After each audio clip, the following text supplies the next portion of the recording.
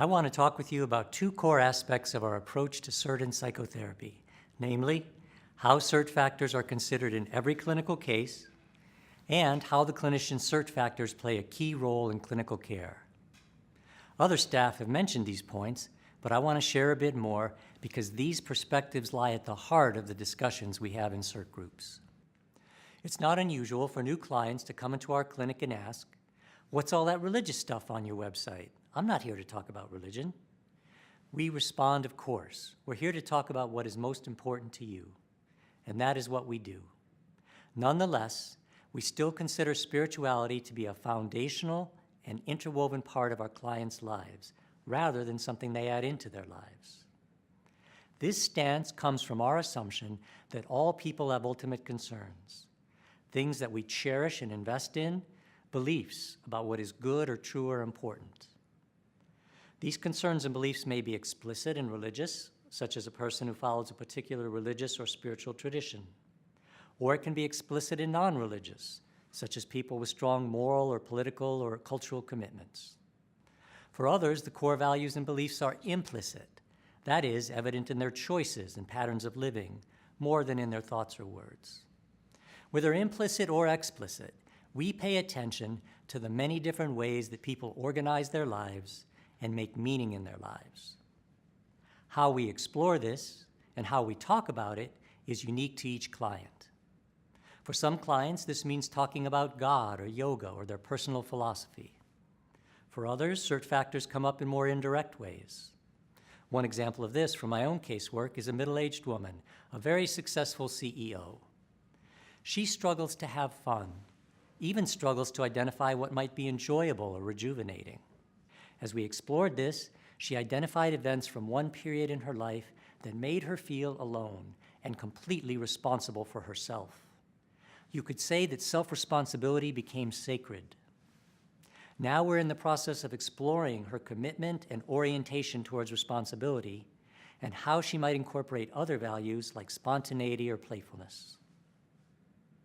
A second key element in our approach to SERT is paying attention to the SERT life of the therapist. Now, why do we ask therapists to explore and be aware of their own SERT framework? First, as with other aspects of cultural competence and cultural humility, greater self-awareness promotes greater awareness of others. If we can be aware of our own SERT framework and location, it'll help us to take responsibility for our position and how we relate to others. We also believe that therapists should pay attention to their own SERT framework because it may be a vital resource for the therapist in his or her clinical role.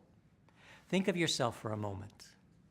Are there values or beliefs, communities or practices that help you to recover when you feel traumatized or stressed from your work? Are there values or practices that help you to be humble or patient, brave or awake as you relate to your clients? We encourage Danielson clinicians to find strength and support for their work, in part by turning to their own deep wells. Now let me go one step further and suggest that sometimes the therapist SERT framework can be a direct resource for the therapy itself. I want to be very clear here that I'm not talking about proselytizing or imposing our own religious beliefs or practices on a client. However, there are moments when we might offer a thought or an association or bring up a possibility that draws more directly from our own SERT framework. The key here is to offer something that is relevant in a collaborative and tentative manner so that clients have support to keep and reshape what is useful and discard anything that isn't. Here are a few examples.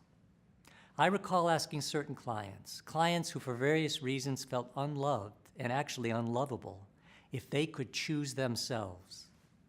The metaphor of being chosen and the invitation to choose themselves was powerful for some of these people. In couples work, I sometimes ask couples about how certain values, such as humility or compassion, might influence their interactions. I recently talked with another client about developing a meditation or centering prayer practice.